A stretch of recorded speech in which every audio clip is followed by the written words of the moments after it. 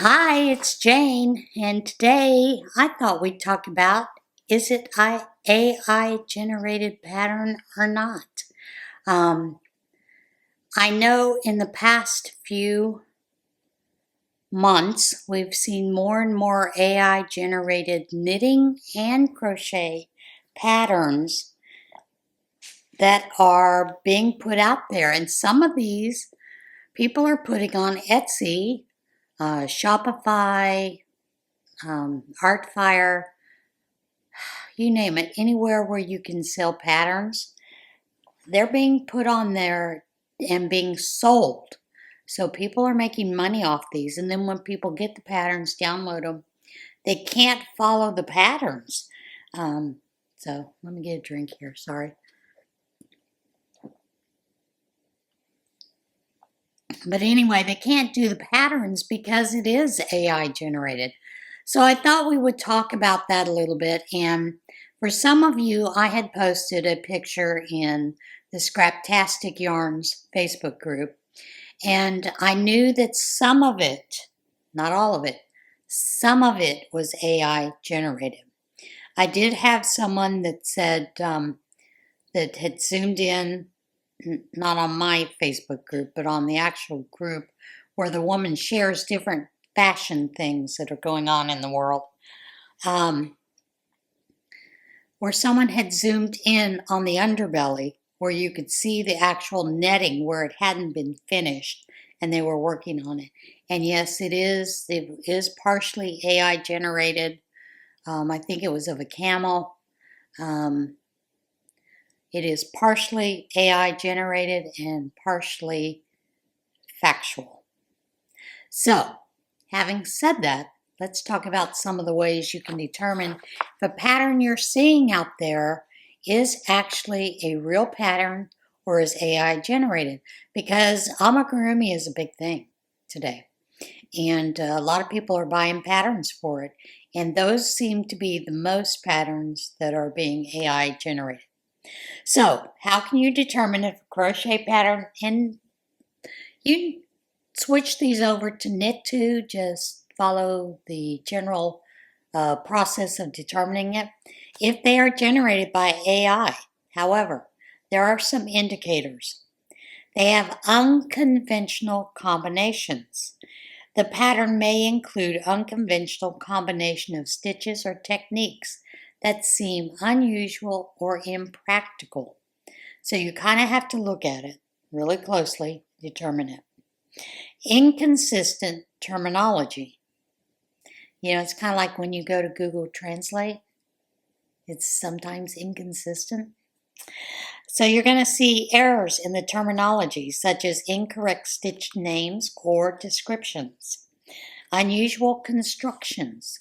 You may see that they are extremely complex and convoluted, and they have repetitive patterns. You're going to see repetitive pattern sequences that seem formulaic, is what they call it, or a formula type thing, or they lack creativity.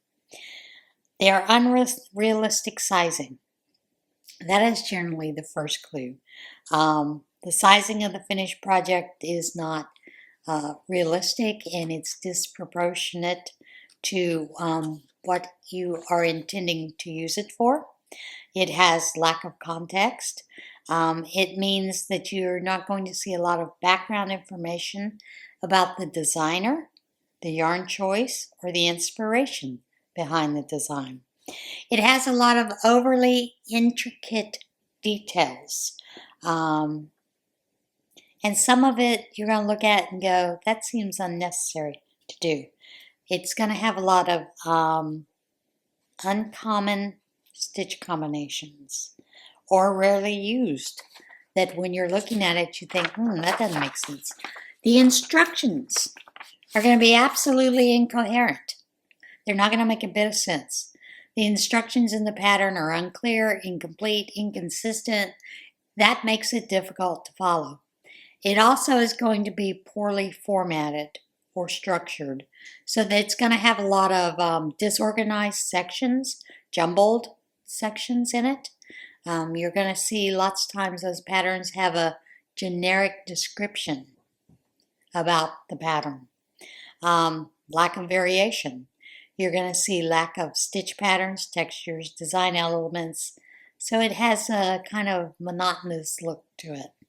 Mismatched components. This is my favorite one. The stitch gauge, hook size, yarn weight.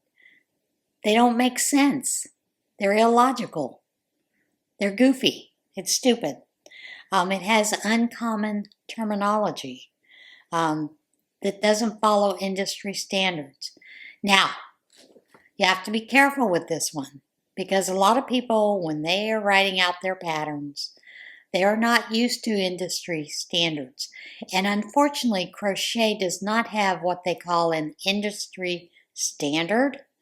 But for the most part, when you see a crochet pattern, the first thing you're going to see normally is a picture of the item.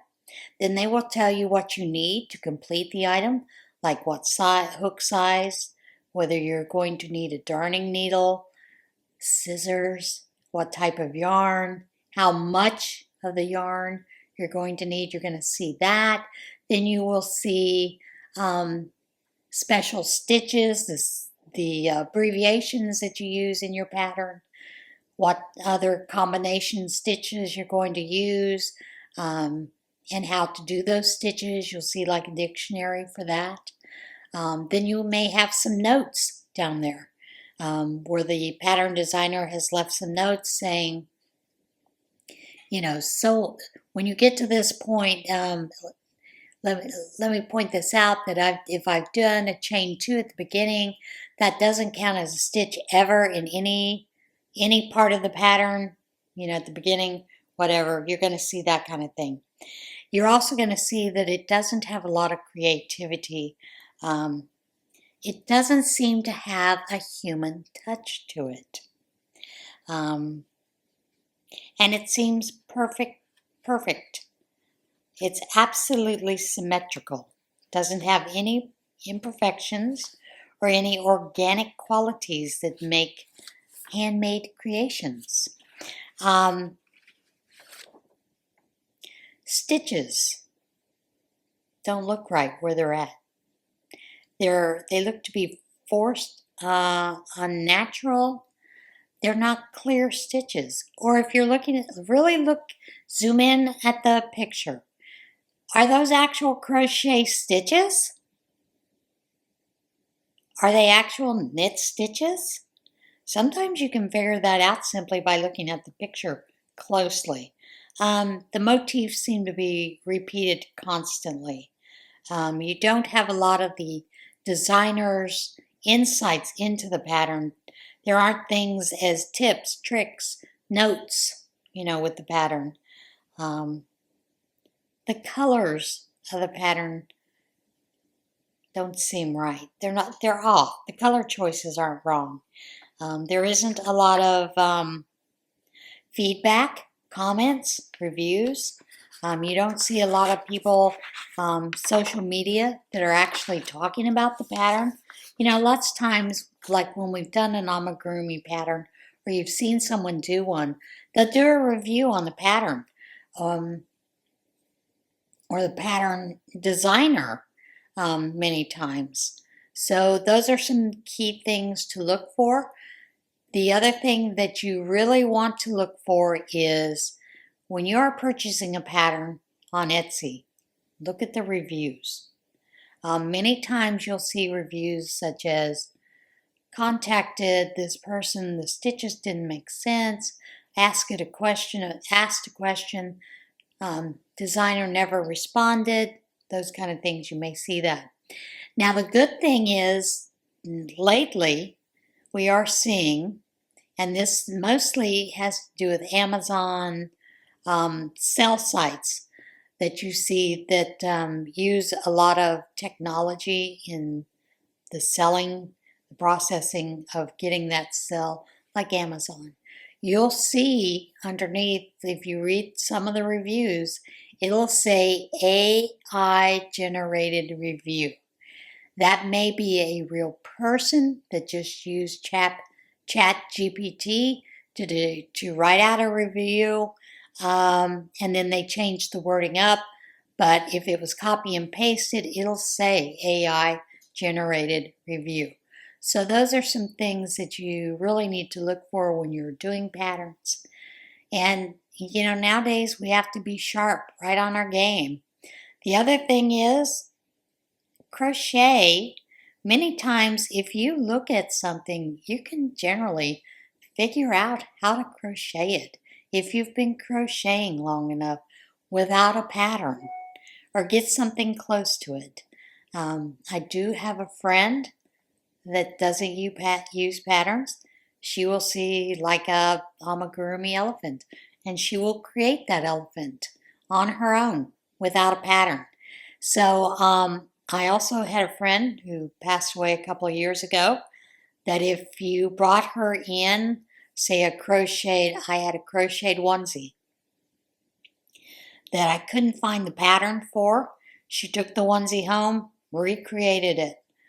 She was able to do that just by looking at the pattern, following the basic shapes of those as a crocheter. So those are some tips and tricks to look at. But like I said, the main thing is you want to zoom in on the picture. Many times you're going to see that everything is completely perfect. Stitches are perfect. It doesn't look like a normal crochet stitch. So either that, or when you're looking at the crochet, you're seeing like an amigurumi, the crochet stitches are up and down. They're not going round and round. Most go round and round. I'm sure there are some that go up and down, but with amigurumi, that's a little harder to create. So beware. Be vigilant in looking at these patterns, checking them out when you get into them, when you do decide to do them. But one of the other things is, like I said, look at the reviews. See if there are reviews. How many stars does it have? Was it easy? Was it not easy? See what people are saying about the pattern. And if you have a question about the pattern before purchasing it, contact either the seller or the designer about the pattern. Many times, if it's AI generated, they will not come back and answer you because they don't know how to crochet. They actually went to Chat GPT and said, create an amigurumi of an elephant for me. And Chat GPT will give you it. However, many times if you actually look at it, you'll see it's total gibberish. Doesn't make sense, will not make an elephant. In fact, you're not even sure if it will make a flat piece of fabric. So, be careful about those patterns you're choosing when you're choosing them online. Most of the time, most of the books, ebooks that you are getting that have patterns, most of those are true patterns.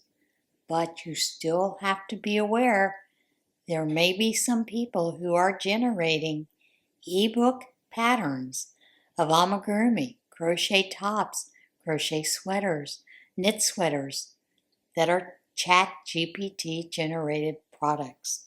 So be careful, be aware, pay attention, zoom in on those pictures, look to see if that looks like a true crochet stitch. Does it look like there's crochet stitches mixed with knit stitches? Yes, it is possible with waistcoat stitch to get a knit look, but I've never seen a waistcoat amigurumi. Doesn't mean there's not one out there, it just means I haven't seen it. So beware, folks. Keep an eye out. Do your due diligence. Check those things out. But most of all, like I said, look at the reviews and see if someone else has done the pattern, or if they purchased the pattern and tried to get context about the pattern, had problems reading the pattern, or say the pattern was difficult. So there is that. I hope you don't get taken in by some of these patterns. I was taken in by one pattern. Luckily, it was only about $3. I'm like, oh well, cost of getting a Coke, at the store. Who knows? Okay, all right, I lost $3. However, some of us buy a lot of patterns because we enjoy patterns. But folks, there are too many free amigurumi tutorials out there, for doing these things. Buy from people that you know are in the business of creating these products all the time. I will tell you, I have a problem with a lot of patterns for clothing that are crochet and knit for people because a lot of designers use the 10% rule to increase the size of a pattern. Let me tell you this, if you're short and fat, I may wear a 3X, but my arm doesn't grow 6 feet. That is some of the problems that I've seen with pattern. That's why it's important if you are doing a pattern for yourself, you know the length of your arm, where you want your sleeves to be. You know that length so that when you are recreating that crochet or knit pattern, you're not crocheting a sleeve that is 60 feet long. Okay? So that is one of the issues I have with a lot of people who use that 10% rule to create patterns. They think because you've gone up this way or this way that your arms grew that way. They don't. So beware of that. Know your measurements. That's another thing for knit and crochet patterns, to know your measurements, to know whether or not that actually is feasible and whether it is something you can use. All right, guys, that is it for today. I will see you again soon. As always, remember to be a little kinder to yourself, be kind to one another, and get out there and enjoy this big, beautiful world we live in. Spring is here. Bye.